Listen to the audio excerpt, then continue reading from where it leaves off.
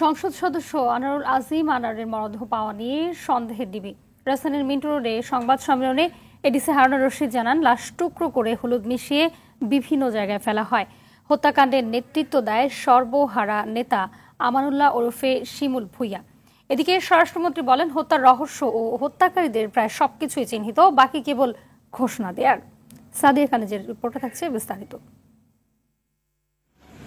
কলকাতার নিউ টাউনে এই বিলাসবহুল সঞ্জীবা গার্ডেনের XXX অ্যাপার্টমেন্টে এমপি আনোয়ারুল আজিমকে খুন করা হয়। গোয়েন্দাদের কাছে তথ্য, 13ই মে রাতে মাত্র আধা ঘন্টার মধ্যে কিলিং মিশন সম্পন্ন হয়।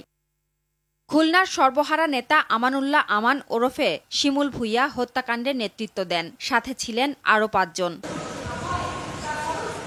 হত্যাকাণ্ডে জড়িত 3 জন ঢাকায়, আরও 3 জন গ্রেপ্তার হয় কলকাতায়। মরদেহ বহনের কাজে ব্যবহার করা লাল ও সাদা রঙের 2টি গাড়িও জব্দ করা হয়। এক শরীর থেকে আলাদা করে মাংস সাথে হাড্ডি আলাদা করে সেখানে যেভাবে ওনারা হলুদের গুঁড়া দিয়ে যেভাবে তারা এটাকে বিভিন্ন জায়গাগুলি করেছে, তারপরেও ইন্ডিয়ান পুলিশের সাথে আমরা কথা বলছি, হয়তো কোথাও না কোথাও অবশ্যই তাদের তদন্ত কাজ চলছে এবং এটা অবশ্যই উদ্ধার করার জন্য, এবং যে এটা ক্যারিয়ার হিসেবে কাজ করেছে সেও কিন্তু এখন তাদের হাতে আছে। আনারকে হত্যার জন্য আগে থেকেই পরিকল্পনা করছিল খুনিরা। ঢাকায় ধরা পড়ার ভয়ে হত্যার স্থান নির্ধারণ করা হয় ভারতে। কারা জড়িত আমরা এগুলি নাম সবাইকে আমরা গ্রেপ্তার করব, তারপরে এবং হত্যাকাণ্ডটি এবং যারা ঘটিয়েছে তাদের তো সবকিছু আমাদের নাম্বার আমরা পেয়েছি, তাদেরও গ্রেপ্তার করব। পাশাপাশি সেখানে আর্থিক কারণে বা রাজনৈতিক কারণে অথবা কোনো আধিপত্য বিস্তারকে ঘিরে কোনো ধরনের ঘটনাটি ঘটেছে কিনা সেটা আমরা তদন্তে বের হয়ে আসবে। এদিকে সচিবালয়ের স্বরাষ্ট্রমন্ত্রী জানান, হত্যার রহস্য ও হত্যাকারীদের বিষয়ে প্রায় সব তথ্যই পাওয়া গেছে। আমরা বলছি আমরা একটা সম্মুখ ধারণা আমরা পেয়েছি, আমরা সেই ধারণা নিয়ে কাজ করছি। আমাদের কাছে এখন পর্যন্ত যে সমস্ত তথ্য আসছে, যে সমস্ত আমরা পেয়েছি, সেগুলো নিয়ে আমরা কাজ করছি। ঘটনার সুষ্ঠু তদন্ত শেষ না হওয়া পর্যন্ত দুদেশের গোয়েন্দারা একসঙ্গে কাজ করবে বলে জানান স্বরাষ্ট্রমন্ত্রী। সাদিয়া কানিজ, RTV, ঢাকা। দর্শক, সংসদ সদস্য আনোয়ারুল আজিম হত্যাকাণ্ডের বিষয়ে কলকাতা থেকে সর্বশেষ পরিস্থিতি জানাচ্ছেন সহকর্মী পরমাশিস ঘোষ রায়। সংসদ সদস্য আনোয়ারুল আজিম সাহেবের হত্যার ঘটনায় ইতিমধ্যে গতকাল পশ্চিমবঙ্গ রাজ্য পুলিশ প্রশাসনের তরফে যে সিআইডি বিভাগ রয়েছে, গোয়েন্দা বিভাগ, সেই গোয়েন্দা সিআইডি তদন্তের ভার কিন্তু তুলে নিয়েছে পশ্চিমবঙ্গ সরকারের তরফে। সেই জায়গা থেকে গতকালই অখিলেশ চতুর্বেদী জানিয়ে দিয়েছিলেন, সিআইডির ইন্সপেক্টর জেনারেল, যে এমপি সাহেবকে কিন্তু খুন করা হয়েছে গত 13ই মে কলকাতার নিউ টাউনের অভিজাত আবাসন সঞ্জীবা গার্ডেন্সের UB 56 নম্বর ফ্ল্যাটেই। এবং তারপর থেকেই কিন্তু তদন্তর গতি প্রকৃতি কিন্তু এগিয়ে চলেছে। গতকালই 2 জনকে আটক করা হয়েছিল, ইতিমধ্যে 2টো গাড়ি কিন্তু আটক করা হয়েছে। সেই গাড়িতে এমপি সাহেব এবং তার সহযোগী যারা ছিলেন তারা সেই গাড়িতে করে সেই আবাসনে ঢুকেছিলেন এবং পরবর্তী পর্যায়ে আজও একটি সকালে একটি ক্যাবকে আটক করে নিউ টাউন থানায় কিন্তু জেরা শুরু হয়েছে। সিআইডি সূত্রে এখনো পর্যন্ত যেটা খবর, একেবারে কনফার্ম এমপি সাহেবকে নিয়ে চেরি কালারের একটা SUV গাড়ি কিন্তু সেখানে ঢুকেছিল অভিজাত আবাসনে, যেটা তিনি আসার আগেই এখানে হায়ার করা হয়েছিল। সেই গাড়িকে যেমন আটক করা হয়েছে, গতকাল ফরেন্সিক আধিকারিকরা যেটা তদন্ত করে দেখেছেন, এবং আজকে যে ক্যাবটি আটক করা হয়েছে সেটিকেও কিন্তু তদন্ত করে দেখা হচ্ছে। এবং তার দেহের অংশ যেহেতু এখনো খুঁজে পাওয়া যায়নি, তদন্তকারী আধিকারিকদের কাছে কিন্তু সর্বোচ্চ অগ্রাধিকার তার দেহ কোথায় গেল সেটা খুঁজে বার করা। ইতিমধ্যে বাংলাদেশেও 3 জন গ্রেপ্তার হয়েছে, সবশেষ কিন্তু কলকাতাতেও 3 জন এক মুহূর্তে আটক হয়েছে। তদন্তের বাইরে কিন্তু সন্দেহের বাইরে কিন্তু থাকছে না গোপাল বিশ্বাস। তার সম্পর্কে যতটুকু জানা গেছে, তিনি পাড়ায় কারোর সঙ্গে মেশেন না, 5 তলায় একটি বাড়িতে থাকেন। অত্যন্ত হতদরিদ্র অবস্থা থেকে তিনি কি স্বর্ণের ব্যবসা করেন বলে তিনি জানানো গেছে। তার বাড়ির সামনে কিন্তু একটা স্বর্ণের ব্যবসা করেন, একটা বোর্ডও লাগানো রয়েছে। সবশেষে সিআইডিরা জানিয়েছে যে তাকে কিন্তু একেবারে শ্বাসরোধ করে মারা হয়েছে, মাথায় আঘাত করা হয়েছে, রান্নাঘরে গিয়ে তাকে নাকি হয়তো কুপিয়ে খুন করা হয়েছে, মৃত্যু নিশ্চিত করে সে তার দেহ অংশ টুকরো করা হয় এবং অ্যাসিড দিয়ে তাকে সেই ঘর ধুয়ে ফেলা হয়েছে। এটাই কিন্তু এখনো পর্যন্ত সিআইডি সূত্রের খবর। তদন্ত এগিয়ে চলেছে ও আশা করা যাচ্ছে হয়তো আজ রাতের মধ্যেই কিন্তু তদন্ত গুটিয়ে আনতে পারে পশ্চিমবঙ্গের সিআইডি। ইতিমধ্যেই কলকাতার গোয়েন্দা বিভাগের পক্ষ থেকে, মানে রাজ্য গোয়েন্দা বিভাগের পক্ষ থেকে 2 জন আধিকারিক তারা ঢাকায় পৌঁছে গেছেন বাংলাদেশের আধিকারিকদের সঙ্গে আলোচনা করতে। একটা চাঞ্চল্যকর ঘটনা, অবশ্যই এটা নিন্দনীয় ঘটনা। একজন এমপিকে এখানে খুন হতে হয়েছে, এখানেও কিন্তু একটা আলোড়ন তৈরি হয়েছে।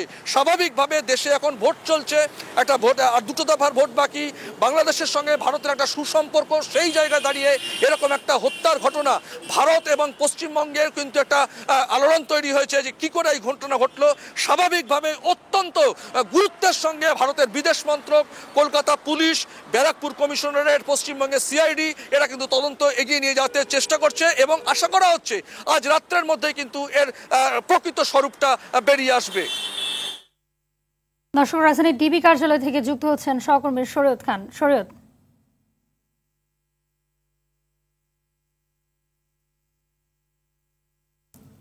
জানাবেন যে ভারতীয় পুলিশের গোয়েন্দা টিম কখন এসে পৌঁছাবে এবং এসেছেন কিনা, আর ডিবির দেয়া নতুন কোনো তথ্য আপনার কাছে আছে কিনা?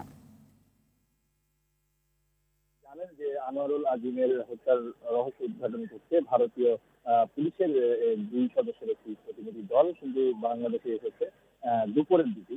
তো সেখান থেকে তারা এই মুহূর্তে বিএনপি হেডকোয়ার্টারে তারা এই মুহূর্তে রয়েছেন।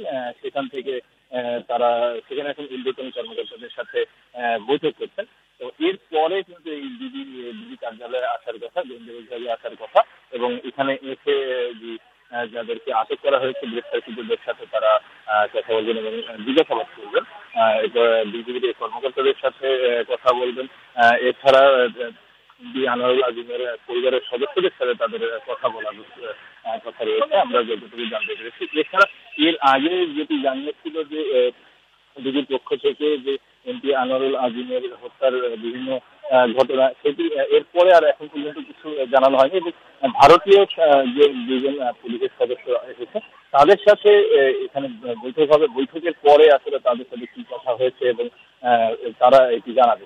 এছাড়া আমরা যতটুকু জানতে পেরেছি যে বাংলাদেশ থেকেও ডিবির পুলিশের একটি সদস্যের দল কিন্তু 2-1 দিনের মধ্যেই ভারতে যাবেন এবং যেখানে হত্যাকাণ্ডটি হয়েছে সেখানে পরিদর্শন করবেন। এছাড়া সেখানকার পুলিশের কর্মকর্তাদের সাথে তারা কথা বলবেন এই হত্যাকাণ্ডটি নিয়ে। 2 দেশের পুলিশ সদস্যরা এবং গোয়েন্দা বিভাগের সদস্যরা রয়েছেন, সবাই মিলে আসলে এই হত্যাকাণ্ডের মূল রহস্য উদ্ঘাটনের চেষ্টা করছেন। তারা এখন পর্যন্ত বিভিন্ন বৈঠকে। ধন্যবাদ আপনাকে। ঝিনাইদহ 4 আসনের এমপি আনোয়ারুল আজিম আনারের হত্যার মূল হোতা হিসেবে চিহ্নিত হয়েছেন তারই ছোটবেলার বন্ধু আখতারুজ্জামান ওরফে শাহিন, যার কোটচাঁদপুর উপজেলায় রয়েছে বিশাল রিসোর্ট সহ অবৈধ সম্পদের বিশাল সাম্রাজ্য। এছাড়াও তিনি হুন্ডি, স্বর্ণ ব্যবসা, চোরাচালান ব্যবসা সহ নানা অনৈতিক কাজেও জড়িত বলে জানা গেছে। ঝিনাইদহ প্রতিনিধি শিপলুজ্জামানের তথ্যচিত্রে বিস্তারিত থাকছে মৌসুমী রহমানের রিপোর্টে। রিসোর্টের ভেতরে রয়েছে সুইমিং পুল, চা বাগান, গরু ছাগলের farm, German shepherd, golf course সহ বিভিন্ন ফলের বাগান।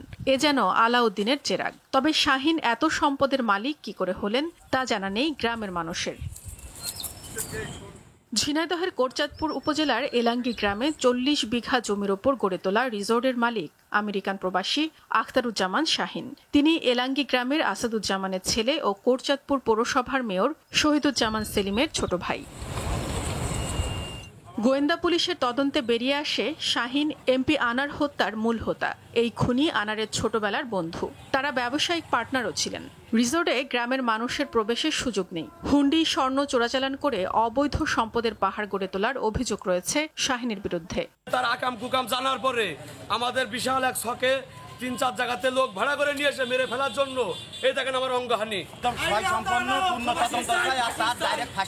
তাকে অনতিবিলম্বে গ্রেপ্তারপূর্বক দৃষ্টান্তমূলক শাস্তি আমরা দাবি করছি। শাহিনের বিরুদ্ধে নানা অনিয়মের কথা জানিয়েছে পুলিশ। এখানে কে কারা কখন আসতো এটা সুনির্দিষ্টভাবে আমাদের কাছে ওরকম তথ্য নাই।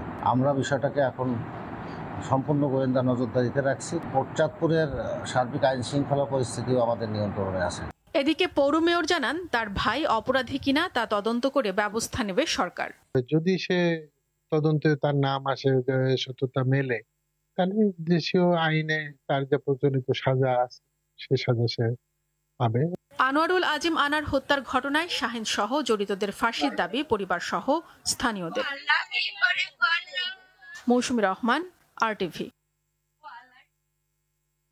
আওয়ামী লীগের সাধারণ সম্পাদক ওবায়দুল কাদের বলেছেন, হত্যার শিকার সংসদ সদস্য আনোয়ারুল আজিম কি ছিল সেটা দেখে নয়, দল তাকে মনোনয়ন দিয়েছিল তার জনপ্রিয়তা দেখে। দুপুরে তেজগাঁও ঢাকা জেলা আওয়ামী লীগের কার্যালয়ে অনুষ্ঠিত যুব ও ক্রীড়া উপকমিটির অনুষ্ঠানে তিনি বলেন, যত ক্ষমতাশীল হোক অপরাধ কর্মকাণ্ডে দলের কাউকে ছাড় দেওয়া হবে না। অন্যদিকে প্রেস ক্লাবে অপর এক আলোচনায় হত্যাকাণ্ড তদন্তে দুদেশের প্রতিনিধি পর্যায়ে আলোচনা চলছে জানিয়েছেন পররাষ্ট্রমন্ত্রী ডক্টর হাসান মাহমুদ। মারুফ রেজার রিপোর্ট। ঝিনাইদহ ৪ আসনের সরকার দলের সংসদ সদস্য আনোয়ারুল আজিম খুন হবার পর থেকেই একে একে উঠে আসছে তার অপরাধ জগতের নানা তথ্য। বলা হচ্ছে নিজ অঞ্চল ছাড়াও তিনি জড়িত ছিলেন স্বর্ণ চোরাচালান সহ নানা অপরাধ কর্মকাণ্ডে। আছে ইন্টারপোলের মাধ্যমে রেড নোটিশ জারি সহ ২১টির বেশি মামলাও। এত অপরাধ সত্ত্বেও কেন তাকে মনোনয়ন দিল আওয়ামী লীগ, প্রশ্ন ছিল সাধারণ সম্পাদকের কাছে। সে কি ছিল সেটা বড় কথা, সে যে এলাকার প্রতিনিধিত্ব করে সে এলাকায় গিয়ে দেখুন। তো তাকে আমরা তৃতীয়বারও নমিনেশন দিচ্ছি তার জনপ্রিয়তার জন্য। তা আমি সাংবাদিকদের বলি, আপনারা কি তিনবার তিনি জাতীয় সংসদের এমপি নির্বাচিত হয়েছে, তখন আপনারা কি এই তথ্যটি পেয়েছিলেন? অপরাধ কাণ্ডের বিষয়ে দল জিরো টলারেন্স নীতিতে চলবে বলেও জানান ওবায়দুল কাদের। প্রধানমন্ত্রী কিন্তু জিরো টলারেন্স, কোনো অন্যায়কারী অপরাধী দলের লোক হলেও তিনি ছাড় দেবেন না। এটা হলো সত্য, কিন্তু এটা তো প্রমাণ হতে। এদিকে প্রেস ক্লাবে এক অনুষ্ঠান শেষে সাংবাদিকদের প্রশ্নের জবাবে পররাষ্ট্রমন্ত্রী ডক্টর হাসান মাহমুদ জানান, হত্যাকাণ্ড রহস্য উদ্ঘাটনে কাজ চলছে দুই দেশের মধ্যেই। পুরো বিষয়টি উদ্ঘাটন করার জন্য কাজ চালিয়ে যাচ্ছে আমাদের মিশন। বিশেষ করে কলকাতায় আমাদের যে হাই কমিশন অফিস আছে, তারা সেখানকার কর্তৃপক্ষ, পশ্চিম বাংলার কর্তৃপক্ষ, ভারতীয় কর্তৃপক্ষ, ভারতীয় পুলিশের সাথে নিবিড় যোগাযোগ রাখছেন। মারুফ রেজা, আরটিভি, ঢাকা। ইরানকে কাঁদিয়ে আজ মাটির ঘরকে আপন করে নিচ্ছেন প্রেসিডেন্ট ইব্রাহিম রাইসি। চিরস্থায়ী ঠিকানা হবে জন্মস্থান মাসদা শহরের ইমাম রেজা মাজার। তাকে শেষ বিদায় জানাতে হাজির হয়েছে লাখো মানুষ। শেষকৃত্যে যোগ দিয়েছে রাশিয়ার পার্লামেন্টের চেয়ারম্যান সহ বিশ্ব নেতারা। ইমাম রেজা মাজারের চারপাশে রাইসির বড় বড় ছবি, কালো পতাকা এবং শিয়াদের নানা প্রতীক টানানো হয়েছে। ফারুক হোসেনের রিপোর্ট। এভাবেই জনসমুদ্রে ভাসতে ভাসতে অবশেষে নিজ জন্মভূমি রাজাবি খোরাসান প্রদেশের মাশহাদে পৌঁছে ইরানের প্রেসিডেন্ট ইব্রাহিম রাইসির মরদেহ। ৬৩ বছর বয়সী প্রয়াত এই প্রেসিডেন্টের জন্ম ও বেড়ে ওঠা ইরানের উত্তর পূর্বাঞ্চলীয় এই শহরেই।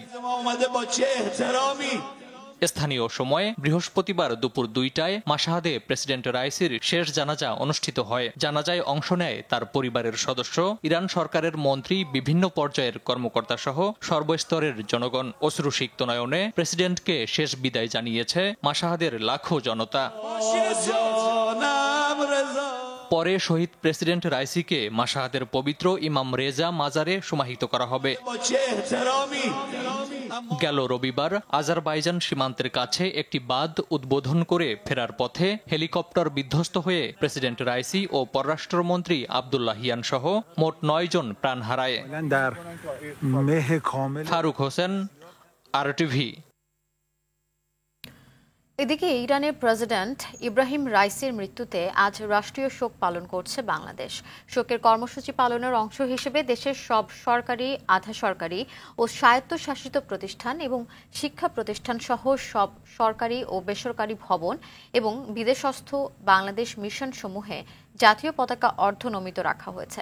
এদিকে ইরানের প্রেসিডেন্ট ইব্রাহিম রাইসির মৃত্যুতে দুপুরে দেশটির ঢাকার দূতাবাসে শোক জানিয়েছেন বিএনপির মহাসচিব মির্জা ফখরুল ইসলাম আলমগীর। এ সময় তার মতো অভিজ্ঞ রাজনীতিকের এভাবে মৃত্যু কাম্য নয় বলে মন্তব্য করেন মির্জা ফখরুল। রাইসির মতো একজন অভিজ্ঞ, বিচক্ষণ এবং জনপ্রিয় নেতার এই হঠাৎ দুর্ঘটনায় চলে যাওয়া, আমরা আমাদের দলের পক্ষ থেকে ইরানের জনগণ, সরকার এবং ইরানের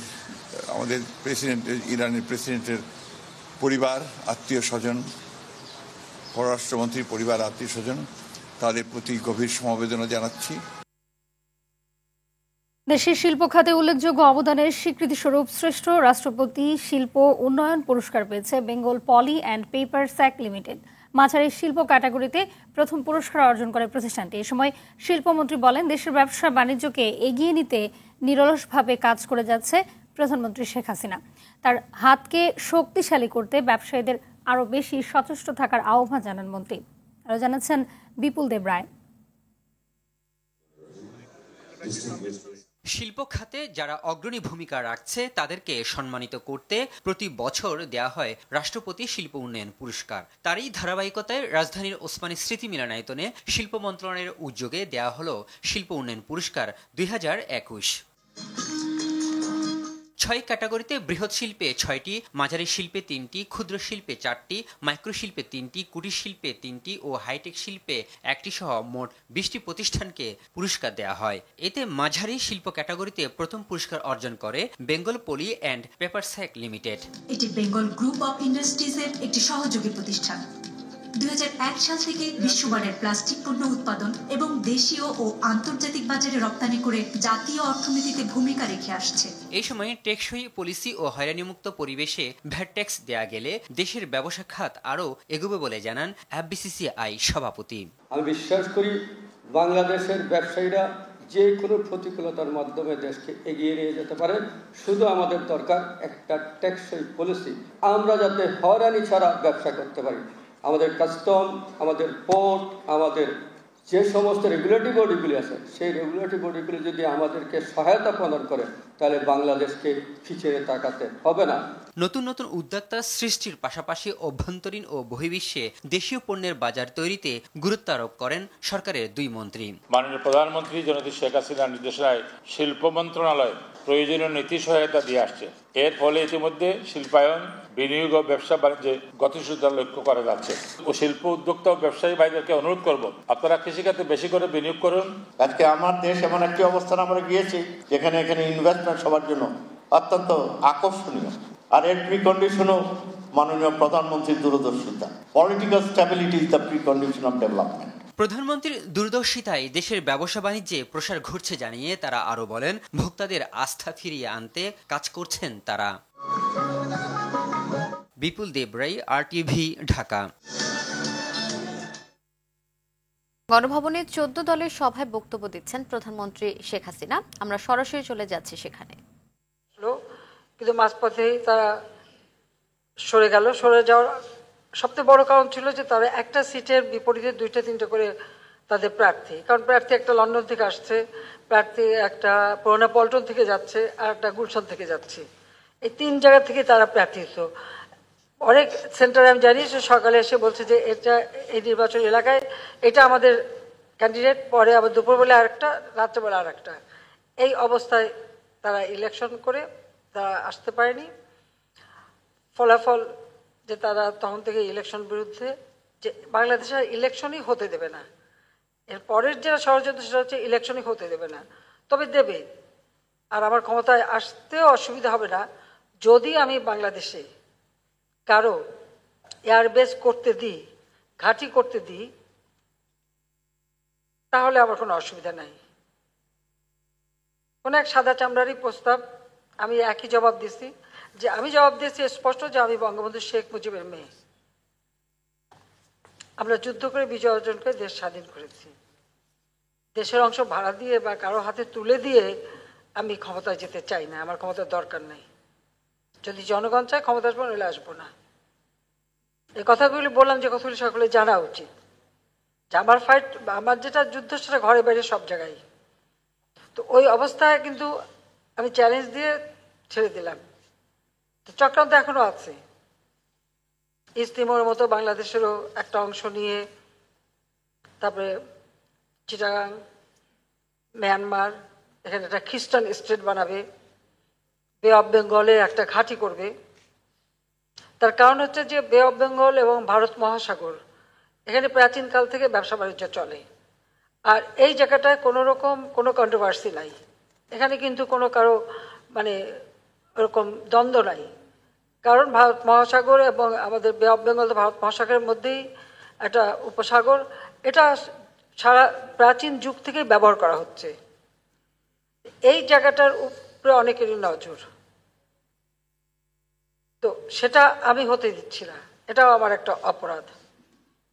কারণ এখানে মানে এয়ারবেস করে কার উপর হামলা করবে, যদি একটা দেশকে দেখানো হয়, কিন্তু সেটা তো না, আমি তো জানি আরো কোথায় যাবে।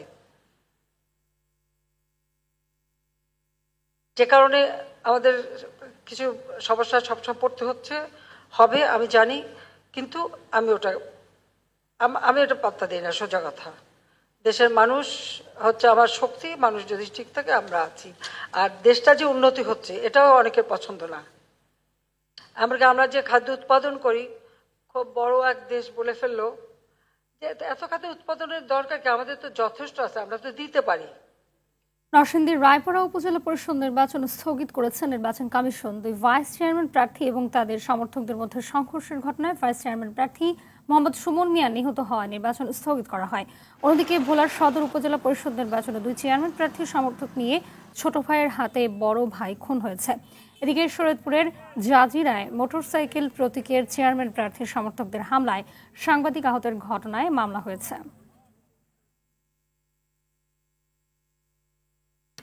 ঈদুল আজহার কারণে আগামী 13 থেকে 23 জুন পর্যন্ত মোট 11 দিন নৌ রুটে বাল্কহেড চলাচল বন্ধ থাকবে বলে জানিয়েছেন নৌ পরিবহন প্রতিমন্ত্রী খালিদ মাহমুদ চৌধুরী। সচিবালয়ে সাংবাদিকদের ব্রিফিংয়ে কথা জানান তিনি। এছাড়া ঈদের আগের 3 দিন ও পরের 3 দিন মিলে 7 দিন পশুবাহী ও পচনশীল পণ্য ছাড়া নৌপথে সব পণ্য পরিবহন বরাবরের মতোই বন্ধ থাকবে বলেও জানান খালিদ মাহমুদ চৌধুরী। প্রতিমন্ত্রী আরও বলেন, রোজার ঈদের মতো এবারের ঈদযাত্রাও যেন নিরাপদ হয় সে লক্ষ্যে সব ব্যবস্থা নেওয়া হয়েছে। যাত্রীসহ নৌপথে কোরবানির পশু পরিবহন নিরাপদ করার জন্য সবাই একযোগে কাজ করছে।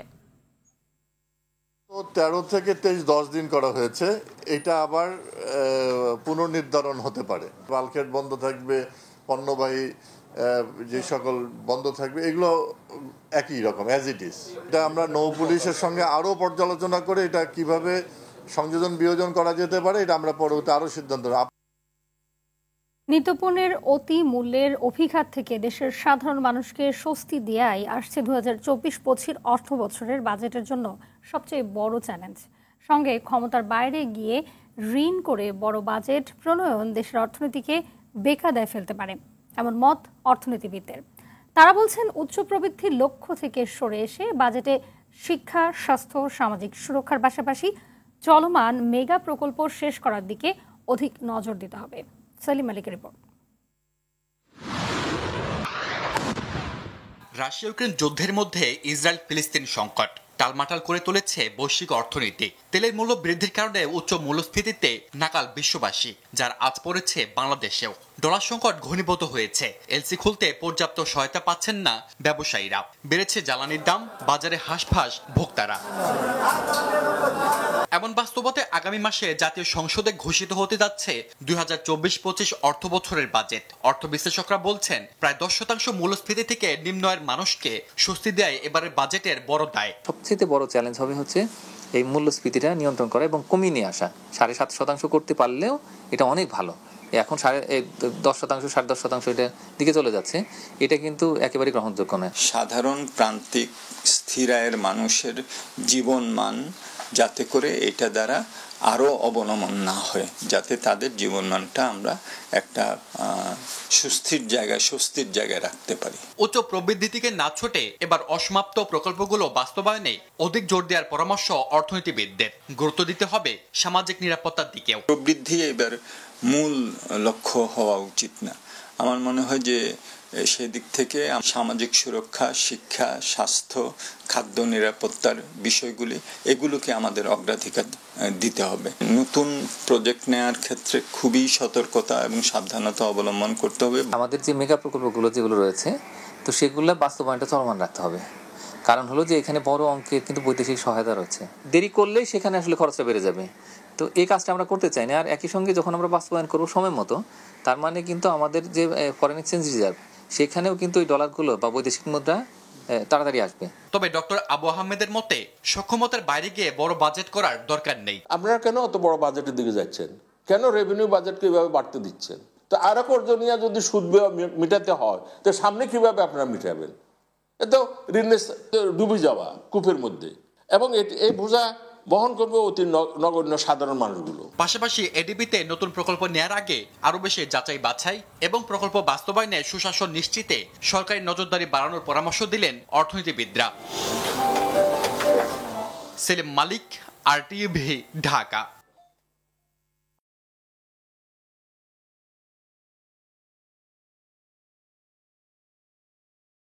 আমাদের কিন্তু স্যালারিটা বাড়াচ্ছে না, কিন্তু সব জিনিসের দাম অনেক বেশি, সেই জন্য আমাদের অনেকই প্রবলেম হয়ে যাচ্ছে নিজেদের চলা, ফ্যামিলিকে চালানো। সাধারণ মানুষের কথা যেন একটু সরকার মনে করে, কারণ সবাই কিন্তু মাছ গোছ আমরা খেতে পারছি না কারণ দামের জন্য। তো আমরা বেশিরভাগই আলুটাই বেশি কিনতেছি, সেই আলুর দামও 60 টাকা 70 টাকা কেজি।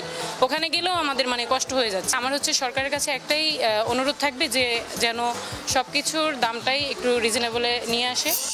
সরকার বাজেটে সব দ্রব্যমূল্যের দাম কমাইতে হবে, শুধু ফল না, মানুষ কি ফল খাই বাঁচবো? যাদের মাল কামাইবো তারা ওই ফল খাইতে পারবো। ভাত কাপড় বাসস্থান সব সমস্যার সমাধান, এটাই তো। মানুষের যদি ভাত কাপড় বাসস্থান দেয়, মানুষ তো চিন্তাকারী চুরি ডাকাতি হাজারি করবে না, তো চুরি ডাকাতি চিন্তাকারী হাজারি করে চলে যাবে। মানুষ ইনকাম না থাকলেও কিনবে কিভাবে? আমি তো মনে করেন, আমি যদি ফল দোকান না করতাম, আমি একটা ফল খাইতে পারতাম। আমি ফল জীবনে দেখিও না, এখন ফল দোকান করি, দেখে অত একটা খাইতে পারি। যারা ঠিক মতো ব্যবসা বাণিজ্য করতে পারে না, ব্যবসা বাণিজ্য কম, এরা তাকাইলে সবকিছু সুন্দর হইব। যেমন যারা চাকরি করে কম বেতনে, এরা বেতন বাড়াইলে আর একটু কম চলতে পারবো, কিন্তু এখন মাছ কিনে খাইতে পারবো। বেতনের যদি কম পায় খাইতে পারবো। ব্যাংক খাতে সুশাসন, স্বচ্ছতা ও জবাবদিহিতার চরম অবনতি হয়েছে। নিজেদের স্বার্থ উদ্ধারের জন্য গোষ্ঠীগত দুঃশাসন তৈরি হয়েছে এই খাতে, যার ভুক্তভোগী হচ্ছে সাধারণ মানুষ। এই অবস্থা থেকে ঘুরে দাঁড়াতে দৃঢ় রাজনৈতিক সংকল্প ও নির্দেশনা প্রয়োজন। সকালে সিপিডি আয়োজিত এক সংলাপে এসব কথা বলেন বক্তারা। এ বিষয়ে আরও জানাচ্ছেন রফিকুল ইসলাম। দেশের ব্যাংকিং খাতে চলতি হিসেব বছরে খেলাপি ঋণের পরিমাণ দাঁড়িয়েছে 1,45,000 কোটি টাকারও বেশি। অন্যদিকে ডলার সংকট ও চাহিদার কারণে কমছে রিজার্ভ এবং বাড়ছে দাম। আর্থিক খাতের দুরবস্থা নিরসনে ব্যাংক একীভূতকরণের সিদ্ধান্ত নেয় কেন্দ্রীয় ব্যাংক। এতে প্রথমে দু একটি আগ্রহ দেখালেও পরে মুখ ফিরিয়ে নেয় বেশ কয়েকটি ব্যাংক। ব্যাংকিং খাতের করুণ অবস্থা, সিদ্ধান্ত এবং এর ভবিষ্যৎ নিয়ে উদ্বিগ্ন বিশ্লেষকরা। গবেষণা সংস্থা সিপিডির সংলাপে বক্তারা বলেন, ভালো নেই দেশের ব্যাংকিং খাত। ব্যাংকিং সেক্টরের উপর নির্ভর করে নিয়ন্ত্রক সংস্থা হিসেবে কেন্দ্রীয় ব্যাংকের ভূমিকা নিয়ে প্রশ্ন তোলেন আলোচকরা। প্রাইভেট ব্যাংকগুলোতে জমিদারি কায়েম করা হয়েছে মালিকদের। আলোচনায় মূল প্রবন্ধ উপস্থাপন করেন সিপিডির নির্বাহী পরিচালক ফাহমিদা খাতুন। বাংলাদেশ ব্যাংক ভালো ব্যাংকের সাথে দুর্বল ব্যাংকের একীভূতকরণ সহ যেসব সিদ্ধান্ত নিয়েছে তার কার্যকারিতা নিয়ে প্রশ্ন তোলেন তিনি। এই যে একটা উদ্যোগ নেওয়া হলো, এই উদ্যোগটাকে যথেষ্ট বিচার বিবেচনা করে নেওয়া হয়েছে কিনা, কারণ এটার জন্য একটা স্ট্র্যাটেজিক প্ল্যান এবং পরিষ্কার রোড ম্যাপ থাকতে হয়। এটা কোনো চাপিয়ে দেওয়ার বিষয় না। অ্যাসেট ম্যানেজমেন্ট কোম্পানির মাধ্যমে ঋণ খেলাপিদের সম্পদ কেনার গড়মিল নিয়ে প্রশ্ন তোলেন ব্যারিস্টার আনিসুল ইসলাম মাহমুদ। 100 কোটি টাকার অ্যাসেট আমাকে 20 কোটি টাকা কিনে নেবে, আপনি এটা একটু অ্যাপ্রুভ করে দেন, I will give you 10 crores and that is what is going to happen. Offshore banking সহ নানা ধরনের বিষয় ধোঁয়াশা তৈরি করছে বলে জানান সাবেক পরিকল্পনা মন্ত্রী এম.এ. মান্নান। মুদারাবা, মুশাহাদা, মারাবাদা, এইগুলা দিয়ে একটা ফগ ক্রিয়েট করা হয়। Who understand this things? Bangladesh bank হুটহাট নীতি পরিবর্তন করায় নীতি তৈরিতে ভুল হচ্ছে বলে জানান সাবেক গভর্নর ডক্টর সালেউদ্দিন আহমেদ।